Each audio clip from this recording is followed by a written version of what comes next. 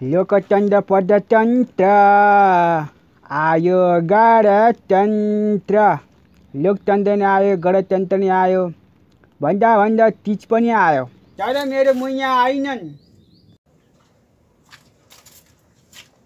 भिनाजु कतापट्टिको भिनाजु को भिनाजु दुनियाँको दिदीको जिम्मा लिन ल्याउँछु म भएको एउटा बुढी त गर्न किन्दैन भनेर माइती गरेर बसिरहेको छु। म बान्द्रे क्या भिनाजु। बान्ने त डल्लो डल्लो मोटो मोटो गोरो थियो त। म बान्ने नै हो क्या भिनाजु। कालो लुरे भएछ नि त। कसरी बान्थे? 18 महिना खाडीमा छिरेको भिनाजु।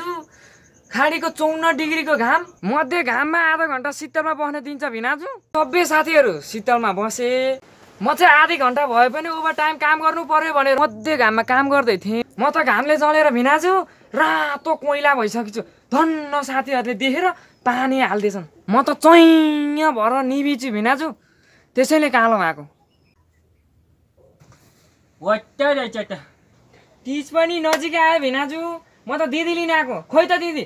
ल तेरो दिदीले मलाई धोका दिएर माइत गएर बसेको 6 महिना भइसक्यो। दिदी चाहिँ घरमा राखेर मलाई यहाँ चिस्किन अझ बान्धे। विदेशबाट आउँदा भिनाजु घरमा कोही पनि थिएन। बिमल पनि पहिला गइसकिछ। ल मेरो मुया पनि पहिला त गइन। पहिला छोडेर पहिला जाली र मुया यो हुन सक्दैन। म तिमीले बिहोस हुन्छु। बिहोस बान्धे हेर्छ म बिहोस भयो त। भिनाजु ए भिनाजु भिनाजु त मरे क्या। ल भिनाजु त मरिहाल्यो नि। बिहोस भयो भिनाजुले मऱ्यो भन्छस्। भिनाजु दिदी खोज्न जाउँ त। दसैँ तिहार जस्तो चाडबाडमा खोज्न जान्थे बुढी। यो तिजको बेला दिदी खोज्ने भनेको चाहिँ दाजुभाइले हो। जा एक्लै जा। तिम्रो पनि त बुढी हो नि। कसको बुढी? तिम्रो हो क्या हो जाम त।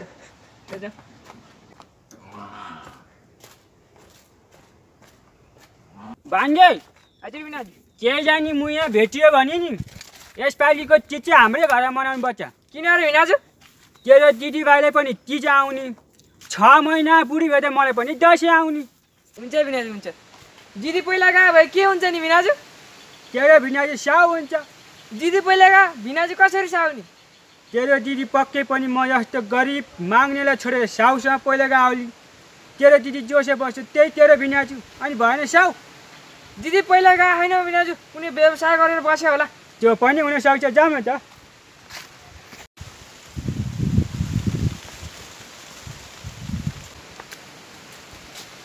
भिनाजु बाटो त दुईटा छ त। कुन बाटो? अब कुन बाटोमा गई खै अब कुन बाटो गई कुन बाटो। यो बाटो जाउँला यता गा होला। यो बाटो जाउँला यता गा होला। त्यो मुयाले जाने बेला यो बाटो जाँदैछु भन्दै हो नि अहिले खोज्न सजिलो हुन्थ्यो नि। तर भिनाजु दिदी यही बाटो गए हो के?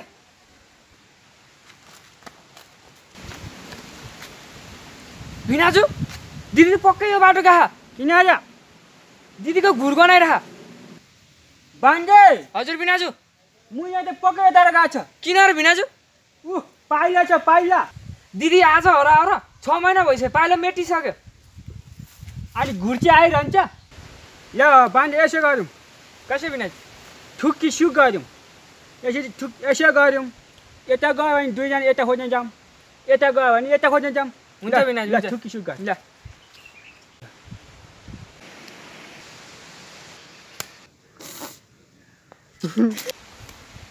कस्तो नमिठाई।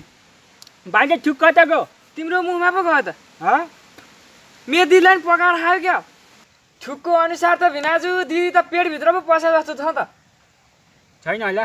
बरु तसँग सिक्का छ सिक्का? सिक्का छ भिनाजु। सिक्काले त ल हेर बान्धे यसो गरौँ। यो ज्योतिराको पऱ्यो भने यता खोज्न जाऊँ। यो हिमाल पऱ्यो भने यता खोज्न जाऊँ। ल म यसो गर्छु हेर।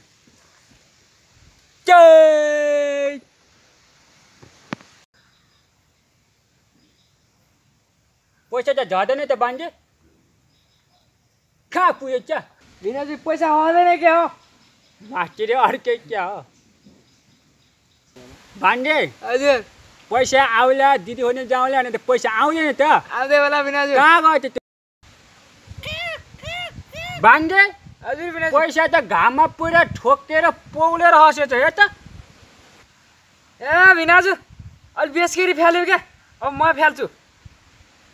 अर्को नि छ छ्या